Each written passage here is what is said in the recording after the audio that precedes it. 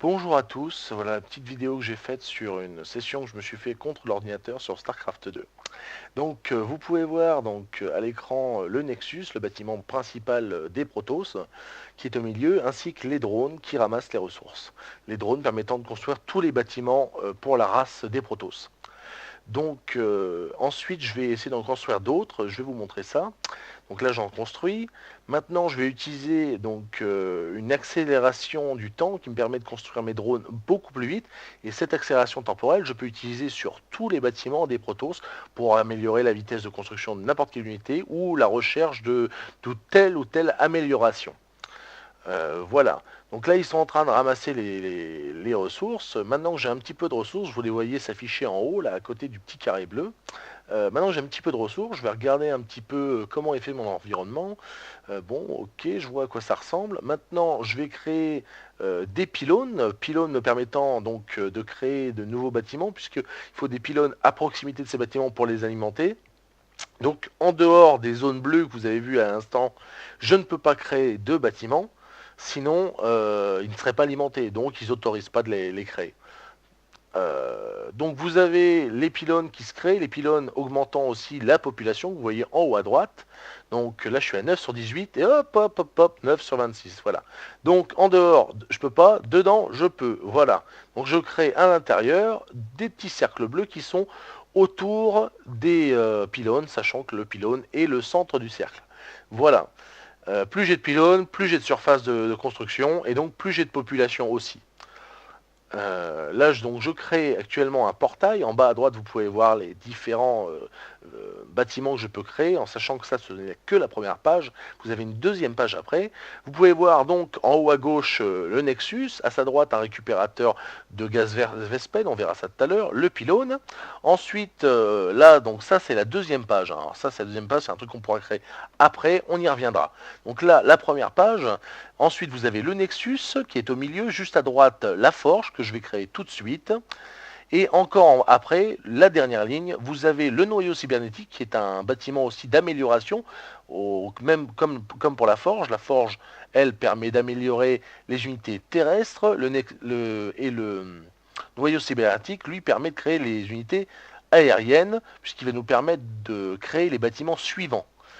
Il va nous permettre aussi d'améliorer les bâtiments puisqu'il nous permet d'améliorer les unités aériennes. Donc voilà, vous allez aussi avoir, une fois que j'aurai terminé la forge, on aura la tourelle à photons qui est, qui est la tourelle qui permet de défendre les zones des Protoss. Elle permet déjà, bon, elle a un tir assez lent mais relativement puissant, et elle permet aussi de faire apparaître les unités camouflées. Très très utile.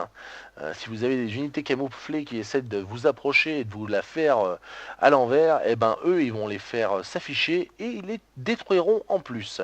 Donc voilà, là j'ai fini de les créer. Je vais vous montrer maintenant d'autres petites choses. Voilà, là vous avez les améliorations que je peux faire. Là je fais une recherche dans le noyau cybernétique afin de pouvoir transformer mes portails afin qu'ils puissent créer des unités un peu n'importe où sur la carte. Je vous expliquerai ça tout à l'heure. Donc là maintenant je vais construire euh, un nouveau Nexus. Pourquoi?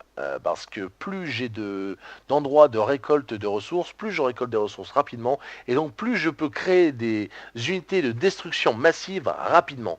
Donc là, je lui ai fait un petit parcours de construction, de façon à ce qu'il fasse tout à la suite, sans que je suis obligé à chaque fois d'attendre qu'il ait commencé la construction de tel ou tel endroit. Donc là, j'augmente ma zone et j'augmente aussi mes unités, mon nombre d'unités. Là, je fais deux petits spatioports façon à créer mes unités aériennes. Je vais vous construire aussi un conseil crépusculaire, pardon, un conseil crépusculaire qui va me permettre d'avoir accès à d'autres bâtiments et donc d'autres unités. Là maintenant, hop, comme par magie, ils ont terminé de se construire. Maintenant, je vais lancer quelques petites recherches. Je vais lancer construction de drones pour augmenter ma capacité à recevoir des ressources comme le gaz Vespen. C'est le petit carré vert que vous pouvez voir en haut à droite de mon écran. qui sont donc les quantités de ressources que j'ai. Là, j'ai lancé une petite accélération temporelle sur mon Nexus pour augmenter sa vitesse de création donc de drones. Là, je vais commencer à construire mes premières unités d'attaque qui sont les oracles. Les oracles, ce sont des vaisseaux d'attaque spatiale qui ne peuvent malheureusement attaquer que au sol. Hein. Donc, il vaut mieux les accompagner de vaisseaux pouvant les défendre des autres vaisseaux spatiaux ennemis. En général, Dislocker ou Phoenix. Moi, je vais plutôt choisir Dislocker pour l'instant. Donc là, j'augmente ma capacité de population, puisque les oracles sont relativement gourmands en points de population. 3 par oracle. Et donc là, j'augmente. Boum, je suis arrivé à 100. J'ai construit quelques petits dislockers. Vous pouvez les voir au milieu, en haut de mon écran. Ils sont juste à côté des oracles. Et je vais en construire d'autres de façon à protéger quand même mes oracles. Voilà, là je vais utiliser le portail, je l'ai amélioré. Vous voyez cette grosse boule qui remplace la tour qu'il avait au-dessus de la tête avant et qui me permettent en fait de transférer des, comme vous le voyez là à l'instant, des unités terrestres attaquantes n'importe où à partir du moment où elles sont dans la zone d'effet d'un des pylônes. Donc si je construis un pylône à côté de l'ennemi, je peux transférer mes unités terrestres directement à côté de chez eux. Très très utile s'il en est. Donc là, je vais encore augmenter ma zone de population. J'ai accéléré un petit peu le jeu de façon à ce que ça ne dure pas de plomb, parce que là, ça prend un petit peu de temps quand même. Hein. À savoir que vous ne pouvez pas faire ça dans le jeu. Hein. Il y a une vitesse maximum, hein, mais c'est quand même pas mal déjà, la vitesse maximale. Donc là, je construis pas mal de portails de façon à accélérer ma production d'unités terrestres. Je les transforme en portail de transfert de façon à pouvoir transférer mes unités n'importe où sur la carte. Et là, on va construire mes premières grosses unités terrestres. Là, je vais vous faire quelques zélotes furtifs qui sont invisibles. Vous les voyez avec leur faux là. Je vais créer aussi des zélotes sorciers qui sont des zélotes qui permettent de lancer des sorts à distance.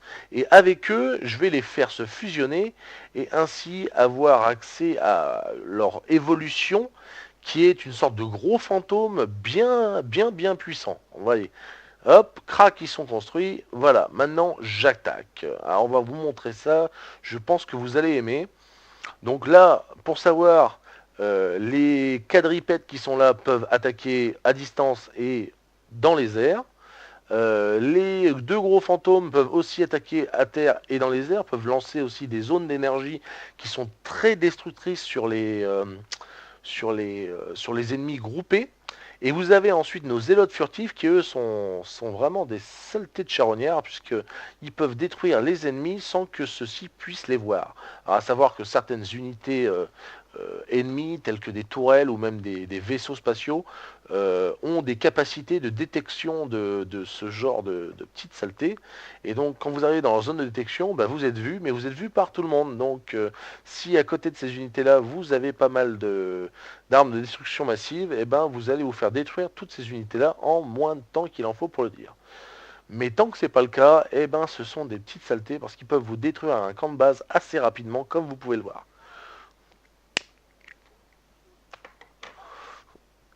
Et donc voilà, donc ça c'était pour les petites unités terrestres de base, hein, qui sont relativement faciles à avoir dans un temps réduit. Donc là on peut voir les dislockers et les oracles détruire un contingent ennemi.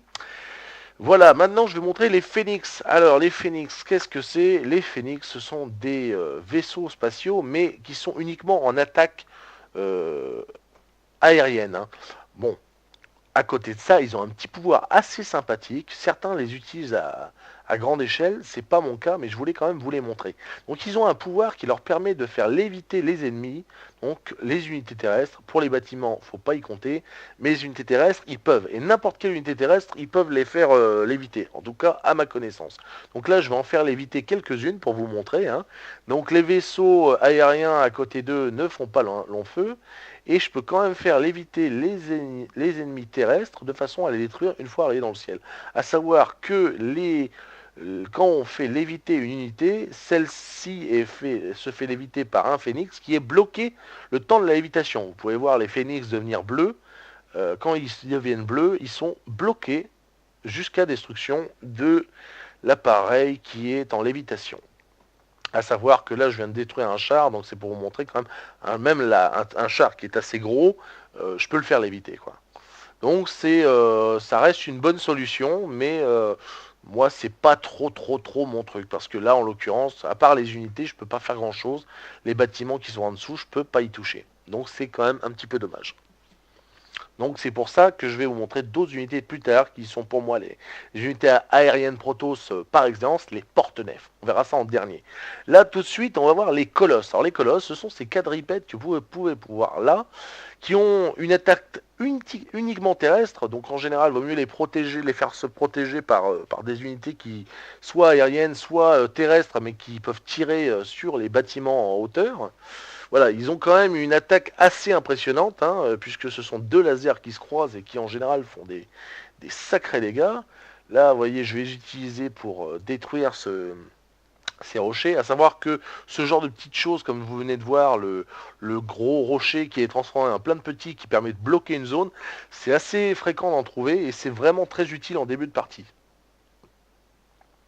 Donc là, je vais vous montrer un petit peu la puissance de destruction de ces deux colosses. Ils ne sont que deux, hein. Ils coûtent, disons, un prix assez rébarbatif, mais qui est quand même abordable, hein. Surtout quand vous dites que quand vous en avez une petite dizaine, eh ben, ils font un gros carnage dans les rangs ennemis. Voilà, là en face, vous avez quand même 3 chars et ils vous les dégomment en moins de 2. Voilà, hein, accompagné de quelques petits ennemis, quelques petits zélote en furtif, ça peut être assez intéressant. Donc là, j'ai ralenti un petit peu la vidéo de façon à ce que vous voyez les porte-nefs. Donc les porte-nefs, ils portent chacun, comme le nom l'indique, des nefs. Chacun au maximum 8. À savoir que là, j'en ai 4, donc ça m'en fait 32. Et rien à eux 4, avec leurs 32 nefs, ils font des dégâts assez impressionnants. Donc les nefs, c'est les 5 que vous pouvez voir là au milieu de l'écran. Donc ces nefs-là sont assez puissants, surtout que là, ils sont que 32. Imaginez si on avait 12 porte-nefs, ou même 10 ou 20 porte-nefs, on se retrouvait avec 160 nefs. À savoir que 169 qui arrive sur une base, qui est peu ou pas défendue, la base elle est détruite en 15-20 secondes, hein, même pas, hein. Même si c'est une très grosse base, je pense que ça dépasse pas les 30 secondes, hein. C'est très puissant, hein. Par contre, en général, j'aime bien les faire être accompagnés soit de Phoenix, soit de Dislocker pour les protéger des autres ennemis. Parce qu'en général, quand le nef est en train de détruire quelque chose, il s'arrête pas, hein. Il revient pas pour protéger. Et le problème, c'est que ça coûte très cher les porte-nefs. C'est très long à construire, ça coûte très cher, mais par contre, quand c'est sur le champ de bataille, ça fait très mal. Donc voilà, le porte-nef, l'unité par excellence pour ce qui est des combats terrestres et aériens. Donc là, on arrive au terme de ma vidéo. J'espère qu'elle vous a plu. Là, vous allez pouvoir voir les oracles détruire les derniers bâtiments ennemis, ce qui va me permettre de gagner la bataille. Victoire de Yénar. Et voilà, donc vous allez maintenant avoir droit à voir l'après. Donc voilà, là, je gagne des XP, de l'expérience, je gagne donc un niveau, je gagne un nouveau portrait. Le portrait, c'est ce que vous voyez en bas à gauche de l'écran. Là, vous voyez les stats de la partie. Donc voilà, ça c'était ma vidéo. J'espère que ça vous a plu. J'espère vous voir dans une prochaine vidéo. N'hésitez pas à commenter et peut-être à demander des explications, ce que j'aurais pu oublier éventuellement. Donc à bientôt.